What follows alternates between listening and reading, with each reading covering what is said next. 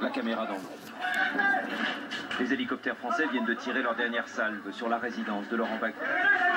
L'histoire est en train de basculer.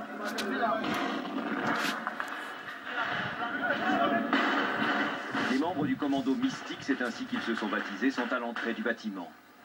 Quelques rafales, et bientôt les voilà à l'intérieur.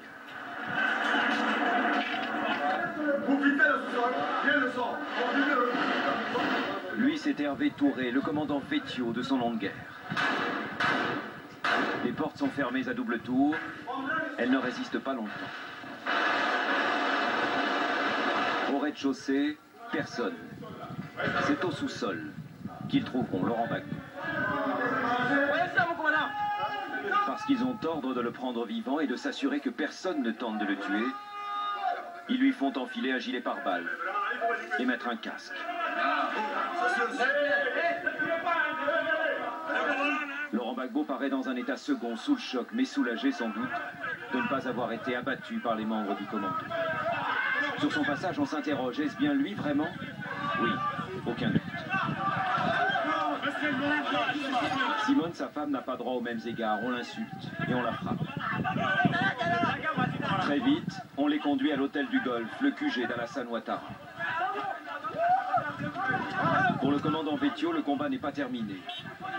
Il traque les derniers partisans de Laurent Gbagbo, qui aujourd'hui encore n'ont pas déposé les armes. Il n'y a pas de raison qu'il continue de soutenir Gbagbo, puisque lui, il est déjà là aux arrêts. Voilà, je crois que ce serait jouer quand même les téméraires que de vouloir défendre une cause qui n'existe plus, qui a perdu l'avance. Et malgré tout, il en reste encore. Ouais, malgré tout. Sur le court de tennis de l'hôtel, de nouveaux prisonniers, des miliciens, des mercenaires affirment leur geôlier. Comme Laurent Gbagbo, au nom duquel ils se battaient, ils ont eu de la chance. Ce 11 avril aurait bien pu être leur dernier jour. Et par ailleurs, une équipe de journalistes a pu pénétrer à l'intérieur même de ce qui était présenté comme le bunker de Laurent Gbagbo et de ses proches, là où il a passé retranché des jours et des jours. Images de nos confrères de France 24, commentées par Bernard Lebrun. Portail enfoncé. Un canon anti-aérien caché derrière n'aura servi à rien. Voici la résidence présidentielle de Laurent Gbagbo, filmée hier après-midi, tout de suite après son arrestation. Le palais brûle encore, éventré d'un coup de canon ou par un missile tiré d'un hélicoptère. Voilà ce qu'il a eu comme récompense. Donc voilà, nous sommes libres, on va rentrer en famille tranquillement pour voir nos enfants déposer les armes. Là-bas, derrière ces murs, Gbagbo et les siens se sont terrés pendant 10 jours. Les traces de combat sont nombreuses, signe que l'arrestation ne s'est pas faite en douceur. Sur la table du salon, une Bible ouverte, peut-être celle de Simone Gbagbo, que l'on sait très mystique. Le pillage a commencé. Puis on découvre un escalier censé conduire au bunker du président. En fait, une simple cave aménagée, avec la penderie présidentielle pleine de costumes.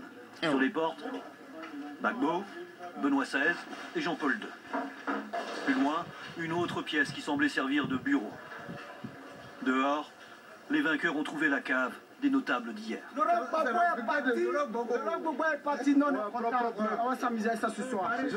Deux cadavres gisent dans la cour, un civil et un militaire. Et la peur de laisser place à la haine. Les premières paroles d'Alassane Ouattara.